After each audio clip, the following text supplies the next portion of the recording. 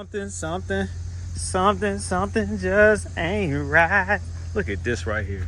Oh my God. What happened to my windshield? This looks crazy. Are you serious? My G-Wagon is missing a windshield. What the heck? Yep, there's some surgery going on, guys. No windshield on my 2010 G55. It's crazy. Well, I guess you can see the VIN number now. So this is what's going on. My previous windshield had a crack in it.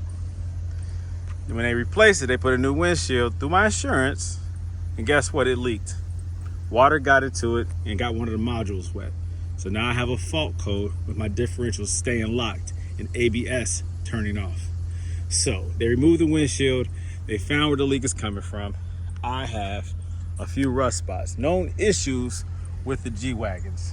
The early G-Wagons from the 70s all the way to like 2019 had rust issues along the windshield and the sunroof. Fortunately, my sunroof is solid, but my windshield is not. So I have to get this fixed. Fortunately, I know how to do body work, paint work, and all that good stuff. I've already done such work on this G-Wagon. It already had a couple of rust spots when I first bought it. I fixed the rust, painted it, and it's been good ever since. But this right here is something that I did not know was there. And so removing that windshield reveals something that needs to be repaired anyways, because that will come back to haunt me if I just do a patch job. If they just put the silicone stuff in the ceiling or whatever and put the windshield down, that's going to get worse. It never gets better. Believe me, guys, rust never gets better. It always gets worse. So repair it. And that's what I'm going to do. And then I'll have a G-Wagon with a windshield again. This is crazy. This is crazy. But you just never know. Be prepared for whatever when you own these cars. It is what it is. You ever drove a car without a windshield? I have it. I guess it's the first time for everything. Good Lord. Oh, my baby. Ah. This is wild, man. This is crazy. It's the first time for everything.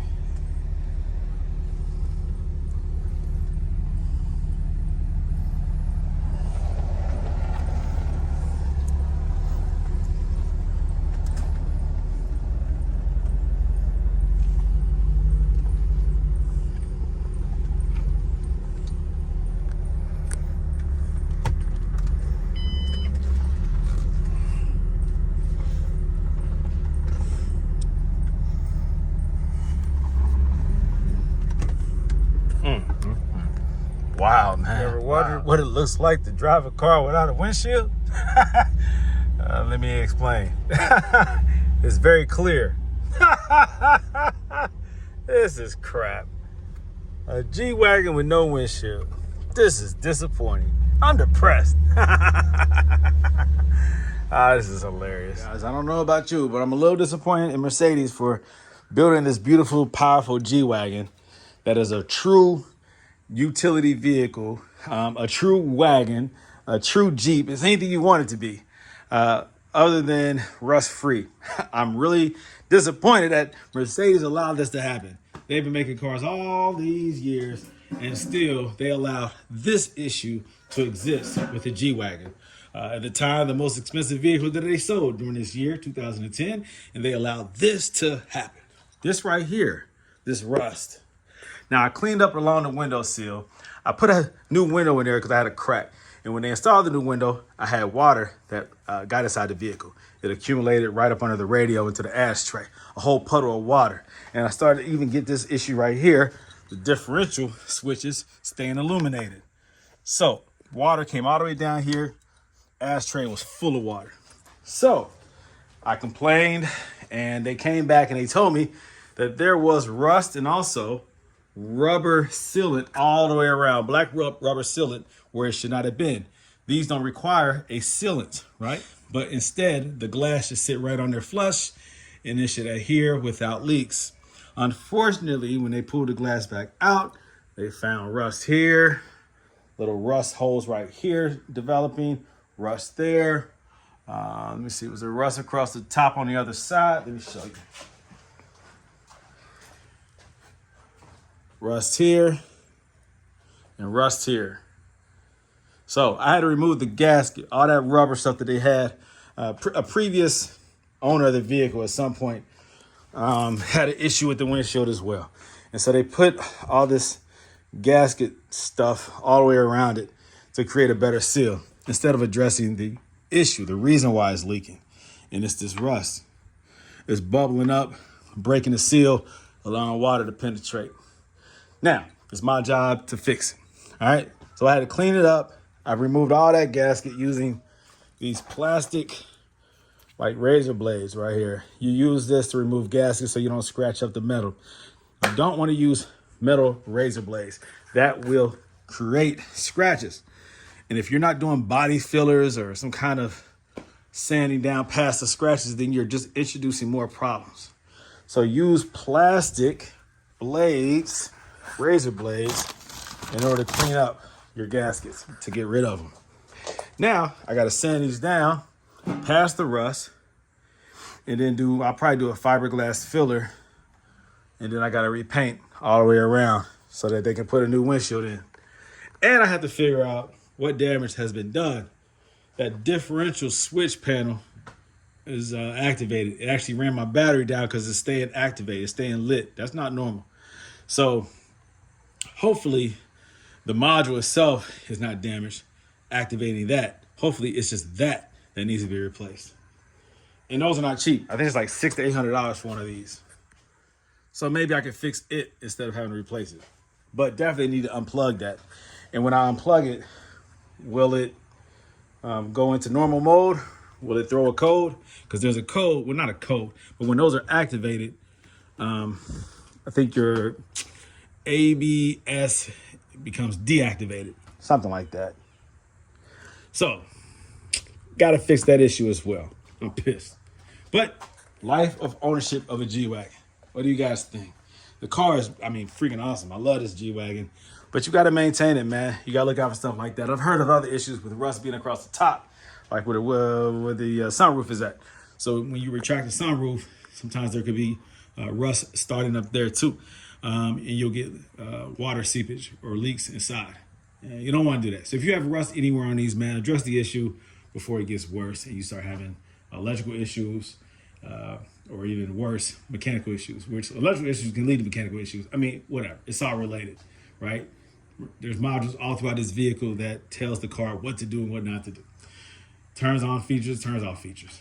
So you got to address the issues, man, before it gets worse. So consider that, guys, with your G-Wagons. Look at the years. I think all the way up until like 2021, there was rust issues with the G-Wagons. So as long as G-Wagons have been around, why are there still rust issues? Well, I know they're hand-built, and just Mercedes did not put the same preventative preventative measures into it as they do the newer vehicles. So it is what it is.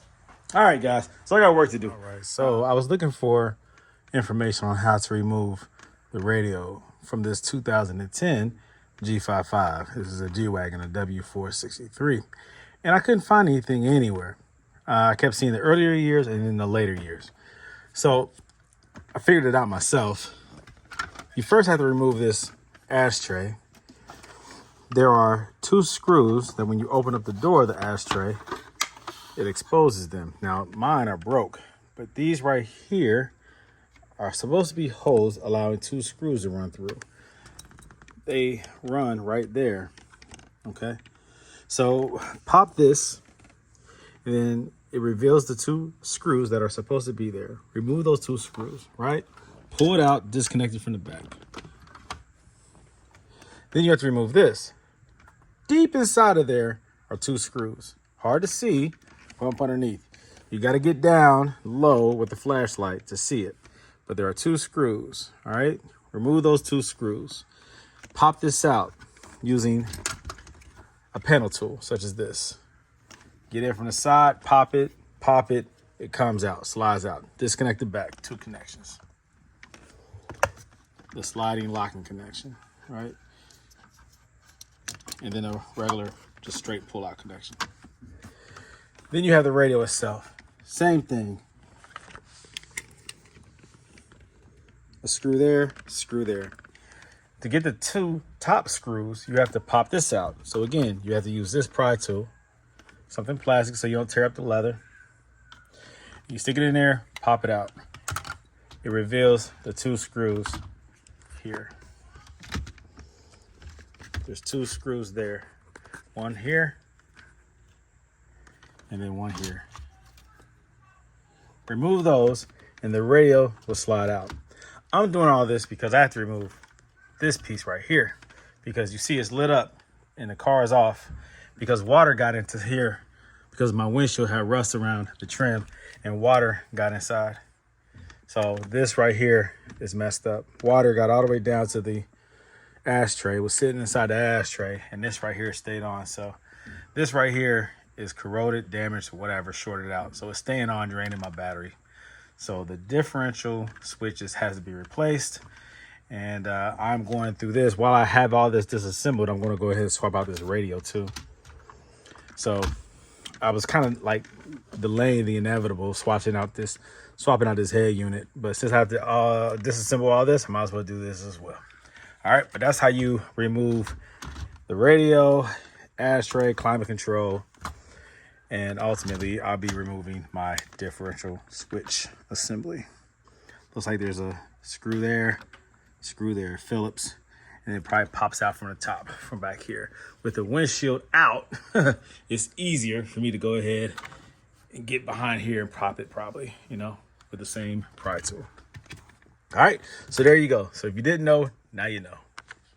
So this is my differential switches assembly for my 2010 Mercedes G-WAGON, the G55. So these were lit up, right? Because water got past the windshield, ran down the dashboard. It collected inside the ashtray, right? A whole puddle of water, like an inch worth of water sitting inside there one day after a good rain outside. So this right here stayed lit. Like 2 of these lights, if not 3 of these lights, stayed lit. And I could not, you know, get it to turn off. And so with the car sitting inside the garage, it eventually drained the battery. I had the windshield removed. I had rust around the trim of the windshield. So I have to resolve that issue. But at the same time, I also have to give attention to this. So I took the dashboard apart, or the center console apart, pulled the radio, climate control, all that stuff out, so that I can get to this. I then realized that you didn't have to do all that. You can actually pop this thing out. It's just pressed in there with these spring-loaded tension things right here, little clips. So you can just actually pry it or pop it out towards you using like a panel removal tool, the plastic type, so you don't scratch up your center console or the wood trim. But yes, this right here just pops out, man. I learned that the hard way. Anyway, you know why it's out? I'm going to go ahead and swap out that radio anyways. So with an aftermarket one. Anyhow, this right here, I knew it was an issue. I didn't think it was the module. I think, you know, I was thinking it was this itself. This right here is like $600 to $800 to replace, right? A used one, I think. I don't know. I'll double check. Anyhow, so I wanted to disassemble this and see, did water corrode this? I'm pretty certain it did, but I had to verify. After unplugging it, removed it from the vehicle altogether, open up the back, you can see this. All right, a little corrosion there, obviously. This is where the signal and the power comes in on the circuit board. It's a stacked circuit board, so it's another one up underneath. So I'm like, all right, cool. That's obvious. That might be fixable. Look up underneath. Okay, there goes the second circuit board. All right. I see a little corrosion there. Let's see if I can zoom in a little bit. All right, that's obvious. Okay, all right. Then I'll lift the bottom half out. Golly, look at that. So this is what I saw from the top, but look what's up on the bottom, the underside. Golly, that's done for, man.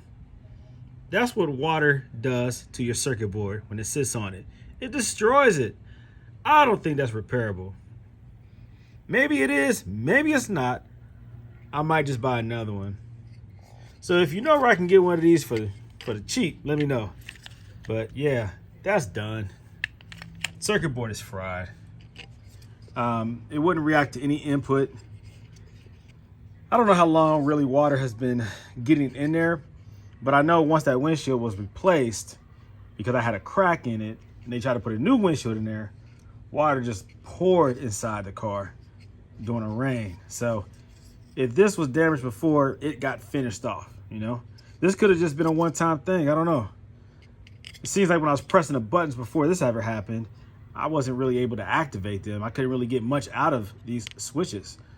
Maybe this was the reason why. And then once a new windshield was put in, more water got into it where it became visible and obvious, and also finished off this circuit board. So yeah, that's done, guys. That's done. So give attention to that.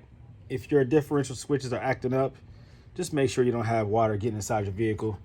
The windshield is one way, obviously, that water gets inside, but also I think the sunroof on a lot of these G-Wagons leak. You can get rust around the sunroof, the trim. So look for that. Anytime you see rust around an opening of your vehicle, give attention to it. Water can also get in through that antenna that's above the windshield. That is another way water can get inside the roof. So just give attention to these things. I obviously have an issue that I have to resolve. So give consideration to it, guys. If you own a G-Wagon, just pay attention to everything. Look out for rust and correct it as soon as possible. All right, so this is where we are now. So I sanded down past all the rust. There's a lot of little rust spots. Spots that hadn't broken through the metal yet, but you can see like the spider webbing almost of the rust. Little spots like that, you know? A lot of it caused by just road chips penetrating through the paint, through the clear coating, and through the color down to the metal. And give it time, that stuff starts to eat away, you know, rust starts to develop. And most of the time, when you see a little bit of surface rust, it's probably about twice, 3 times as big, you know, the surface area up underneath the paint. You know, you start sanding that paint away, you start exposing that rust. Yeah, most of the rust is hidden. You just typically see when it finally breaks through the paint, the surface. Yeah, man, kind of like a glacier. You see the peak of the glacier, but it's much larger up underneath. And that's how rust is. So I'm going to prep all this, sand past it, and I'm gonna wind up painting really all of this.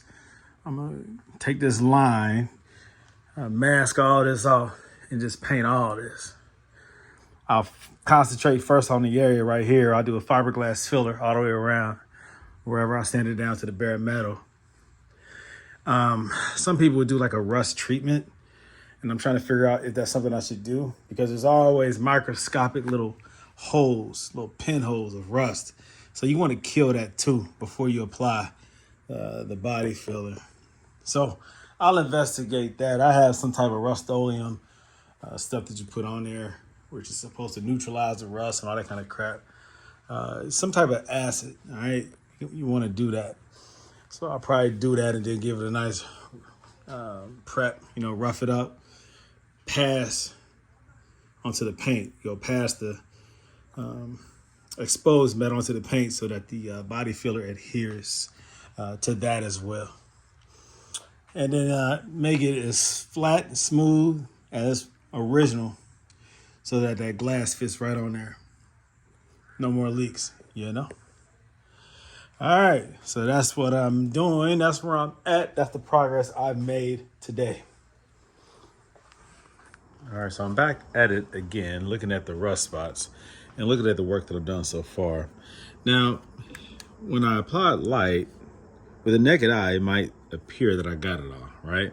All the rust.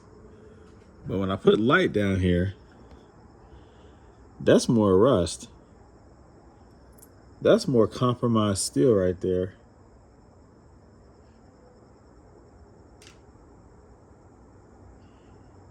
That's future rust right there. It's already developing up underneath the paint. And that's right where the window sill is going to be, the windshield sill. So that's going to cause an issue. So I have to address this as well. I thought I was done, but I'm not. Yeah. Dang. So if you're going to do the repair, do it right. Dang. Okay. So I had to buy a replacement part. This right here. is the part that was damaged by the water leaking into the G-Wagon through the windshield. This is the only one that was available in the United States through Mercedes. I wonder why it's opened. That seal should not be compromised. Why was that seal broken? To me, this might not be a new one. For there to only be one in the United States available, as Mercedes said. Why is this seal broken? Is this a new part or a used part? This part cost me how much? $790 for a used or new part. So I'm going to call Mercedes and ask, why in the heck is this seal broken? They put this on factory and the warranty is based on this seal being broken. That means this item is no longer under warranty. It's obviously compromised. All right, so upon installation, it does work when you turn that on. Then this light comes on.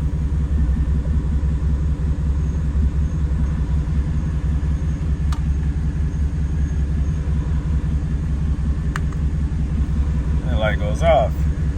From what I understand, when this is on, I guess your ABS is deactivated, but your differentials are locked.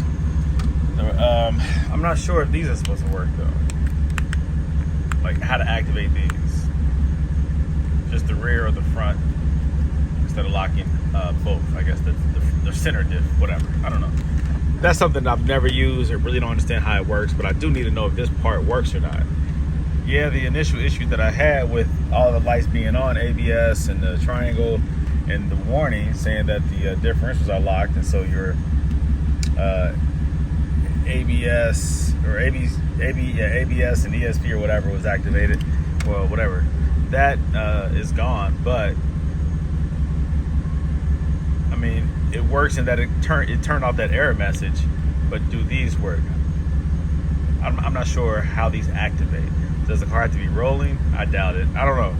But this one does activate. These two, no response when you tap it. So I don't know. But I am upset. Like I said, I bought this as supposed to be a brand new part. I was told that it was only one of these available in the US. So I went through Mercedes to order it through Mercedes of Centerville. That's here in Ohio, in Dayton, Ohio. They have to inform you if they're going to send you a used part or even a remanufactured part. You can't pay brand new pricing for a remanufactured part. All right, so the more time I spend with this, the more little small rust I have found in the paint. Just very small little bubbles that are like subtly trying to develop. And so make sure if you're going to do the work, do it thoroughly. Get rid of all that stuff. Sand it down past the rust to the good metal. And so what I'm going to use now is this Evercoat, which I trust. I use Evercoat all the time with my body work. I used to use Bondo like everybody else. Evercoat is what I prefer personally. Over the last few years, and with my wide body CL55, most of my products were Evercoat. So that's what I'm doing here. I'm using this right here as metal reinforced filler. It has the aluminum mixed in with it so that it creates a more hard, rust-free, waterproof surface. And so I'm using that to skim across all of this damage. Up there and down there, can you see it? All right, so I'm doing a little bit of body filler there, and then I'll be using the glazing putty afterwards. Again, Evercoat. All right, so there you go, that's the process. All right, so this is where we are now. I did the body filler as well as the glazing putty now. So the body filler actually was silver, just like the sanded down metal. So that was pretty tough. Like that's it right there. So the glazing putty hit the other spots that were a little bit too low while sanding down the filler. So it gave it a nice, even leveled look. Going along with the recommended sandpapers, the 80, then I think 120, and then 180, and then 320. So Now I have to hit it with some primer. I have to roll these windows up and mask this off. Hit it with some primer. Actually, you have to let it sit for a day because it's nighttime and I have to go to the firehouse tomorrow. So I'm gonna hit it with the primer.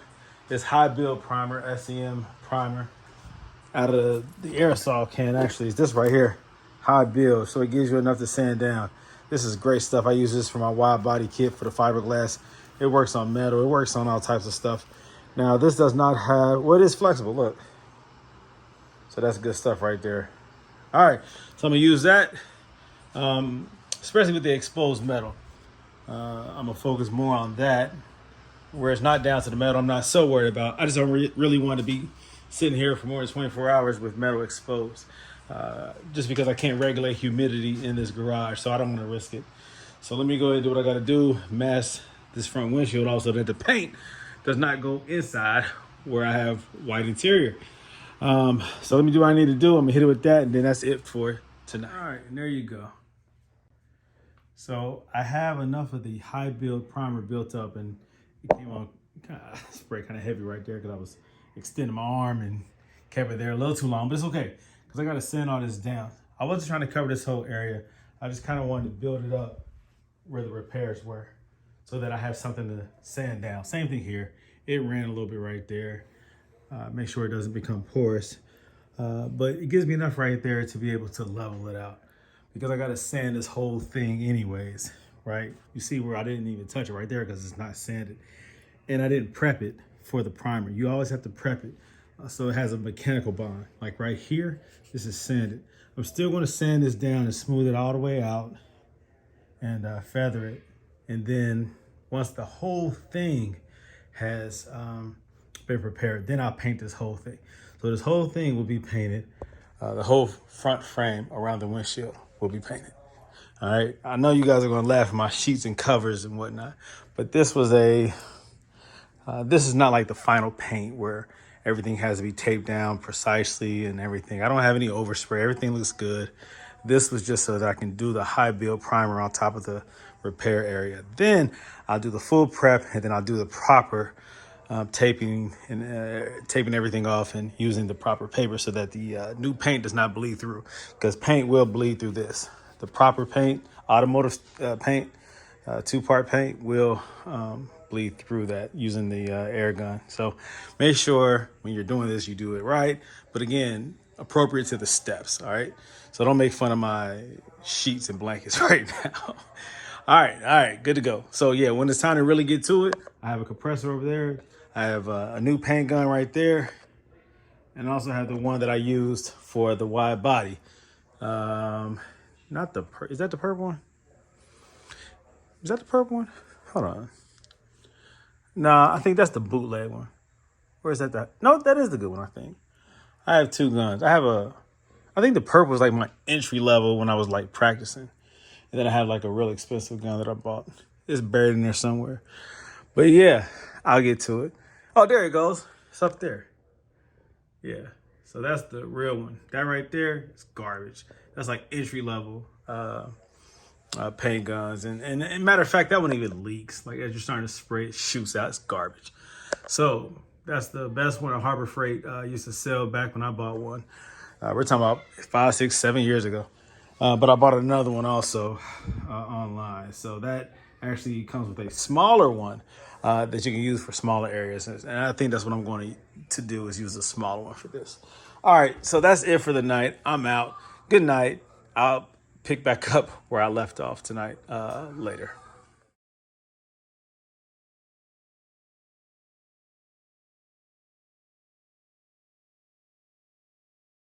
So I'm pretty far along in the process. A lot of this I didn't record because when I'm doing something that's this intricate, such as repairing rust, body filler, primer, paint, clear coat, I'm not going to record every step, unfortunately, and I apologize for that. But as you can see, I am near the end of the process. At this point, I am now buffing it. I'm doing a rubbing compound, polishing compound, and I will be doing the finishing compound. So I'm using Wizards. Now I started using Wizards when I did my wide body CF55, when I did the body kit and painted the whole car. And I did everything by hand for the most part, regarding, shoot, let me see, what did I do by hand? Well, I guess like the repairs afterwards for the clear coat, and then you go over it with these steps. And I think I used a corded buffer at that time, orbital tool or whatever you call them. So this one right here though is a cordless. It's battery operated, easier to manage when you're doing something like this. It's a little bit smaller of an area. You're doing the windshield. I don't want to drag the cord across the car, across the G-Wagon. So it's easier to use something small like that. And I have all the different adapters, the different pads and all the stuff. I even have another one here. This is a little bit bigger of one, a larger of one, whatever. It's a little bit bigger battery, but it operates the same way. This right here is just a little bit easier to handle because it's smaller, but it works the same. All right, so that's where I'm at. So I think, I think I stopped recording probably when I put that first coat of SEM primer on there. I used this brand right here, High Build Primer. It's flexible. All right, not to say that your windshield trim needs to be that it's flexible, but it is very adaptable to various surfaces and conditions, and it's a very strong, easy to sand down. Black, of course, so it's easy. Even if you were to sand past the clear or the color, which I have done, and you're down into the primer, it's easy to touch up. I had to do a whole lot of touch-up job because there were some imperfections below the surface where I had painted. I mean, the actual, like what was there had some imperfections from the previous original paint job. There were some drip marks across the top that I wanted to smooth down. Also, some areas that I messed up that I had to sand down. Like I was using a cord. What was I using? I was using the airline, and while this was wet from clear, the cord brushed up against here, and so it actually left a bad indentation in the freshly painted clear, and it was wet. And so I had to do like touch up with a paintbrush, had to keep building that back up with clear coat. And then when it hardened, I had to sand it down. There was a lot of imperfections that I had to repair because once I did that, once I had hit that, I tried to build it back up with the spray gun, with the air gun.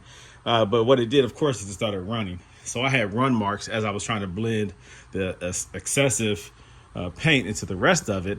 I had run marks. And so I went over it probably too many times. I did like 4 layers of clear. I should have stopped at maybe 2. I think that third layer started to become a little bit too heavy. And also the dry time, I probably was impatient. And I probably should have waited another 10 minutes before I hit it again with that third. If I were to go 3, I like to go heavy because I like to have plenty to sand down because I like it as smooth as glass. So I wound up doing like 4 coats. I had to do a lot of repair. I had to cut a lot of drip from it using a razor blade, using sandpaper. I mean, it was like surgery in here. So there was no way I was going to record that process because it was just too much. But, for something that seems to be so simple, if you overspray or go too far with it, I mean, you introduce a lot of problems into the process. So try to keep it simple. A lot of painters, they don't even go back in and do a wet sanding and a polishing and buff to the clear because they lay it on smooth the first time. That's cool if you can do that. But if you do have to do repairs, I mean, I have become a master at the repair process, but it does take several days because when you put fresh paint down, you got to give it a day to harden, like that clear, to be able to cut it back down again, and I had to do that several times. So long process, but I am finally at the stage of buffing, and I am now buffing the heck out of this, and it will be done and ready for the windshield to be reinstalled. So yeah, very, very, very, very deep process, man. Very time consuming. I am OCD about a lot of stuff when it comes to this type of thing, like painting. It's a lesson. Every time you paint, you learn a lesson. Because I used of course, a nice air gun. I bought another kit that I didn't use, this one right here. I didn't wind up using this one. I just used the original one that I used on this wide body. It's been very reliable. I got it from Harbor Freight. It's a real good gun. I've been using that one. But I mean, just the fine details afterwards, just to get it just right. it's a lot. You become a master at wet sanding. And then when I wet sanded it, I started off at like, man, with the excessive cutting, I went down to 600. This is after the clear coat was laid when I had big drip marks. I started with 600, 800, 1,000, 1,200, 1,500, 2,000. I skipped 25 and I went to 3,000 to get it to here. Of course, I only use that the rougher grit, the lower grits when I was just like focusing on just a specific maybe spot. As I was spreading out, I think I had to use 800 and 1,000.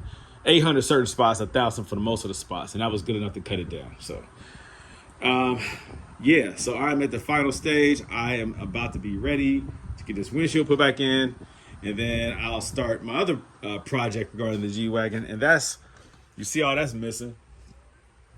This is the component that got wet that I had to replace for 700 and some change. This right here, this is a new one.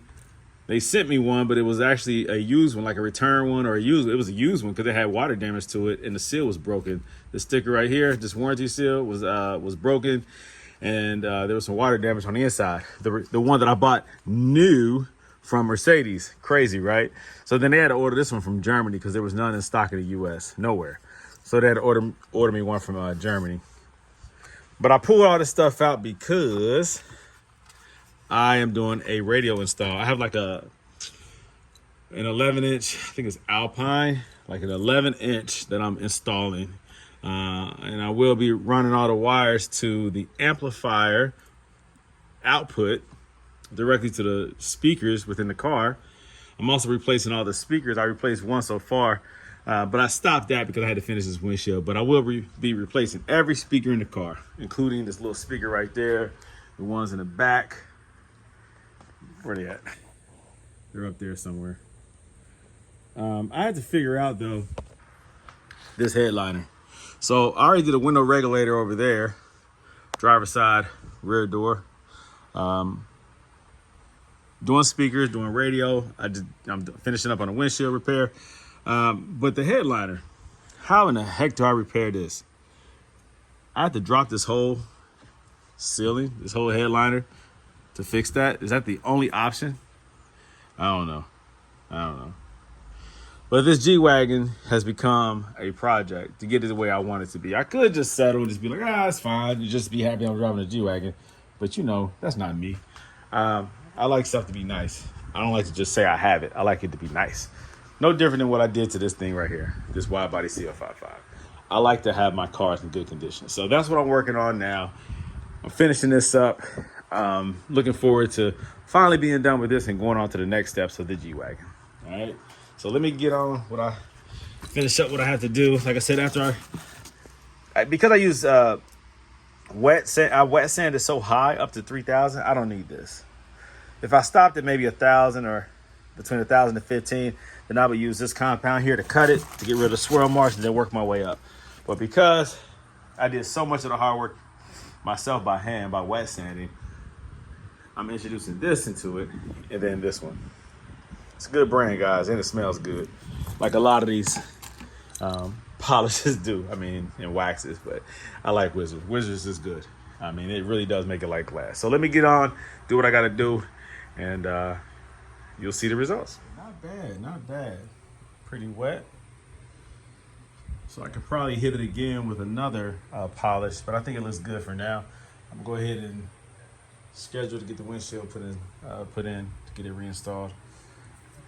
And then, of course, once it's all done, I got to go over the whole vehicle. Then I'll just polish. I'll do a rubbing compound, polishing compound, and wax the whole truck because it's been sitting here it's been covered up, but I've been painting and everything and just dust and everything. I mean, even the inside is pretty dusty. Look at that, just from all the compound and the sanding and all that stuff. So the car needs a super good detail at this point. So I'll do that. But it's good for now. So I'm proud of how it turned out. I'm happy. And I'm gonna go ahead and get that windshield installed so I can move on. I'm tired. It's a lot of work. But I did it myself. Remember earlier in the video all the rust that I had? I mean, that stuff was bad, man. So just taking my time, and getting it done right. Me doing it myself, doing the research, reading the forums, watching YouTube, things of that nature. Just remind myself of different things to look out for, just being careful. It is a G-Wagon. It doesn't matter if it's a G-Wagon or a Ford Escort. It's your personal car, so you want to make sure you do it right. So take your time, do your research. There's too much free information out here to be ignorant, so you can even ask Chat GPT or these other AI apps, how to do things, and they'll do the research for you. All you got to do is read. Take the time to read, all right, and watch some video content. So thanks for watching this video content, and more on the way. Well, I guess I'll take another video of when the windshield is installed, so I guess this video isn't done yet. All right, so here is the completed job. They did a real good job putting the windshield in. Looks good. Clear Shield did it. And then I went and got it tinted. So I did it all pretty quick, like the same day. Got the windshield put in, and I got that windshield tinted just the way I like it. Very nice, very nice. You have to excuse the interior being torn up like this because I'm in the process of making some changes. Did you know that when they removed our windshield the first time, that they broke this right here? I didn't even say anything. I was pissed. I have the piece right here. I'll fix it, but daggone it, guys. Have some respect for my freaking car. Anyways. Very good. Very good. So I have another issue with this, and I'm wondering if it's related to the water that got in. And I'll explain that in a later video. But I'm having a AAS and ESP fault that comes on. And I got to figure out what it is, you know. I'll figure it out. But there's a module that's right here. And when I first got the vehicle, it was acting real crazy. And I had to replace that module. It got wet. So hopefully I don't have that same issue with that water that got down in there. But we'll see. We'll see. But yeah, the windshield is done. Truck looks good. It's almost back on the road. Almost. But there you go. It's done.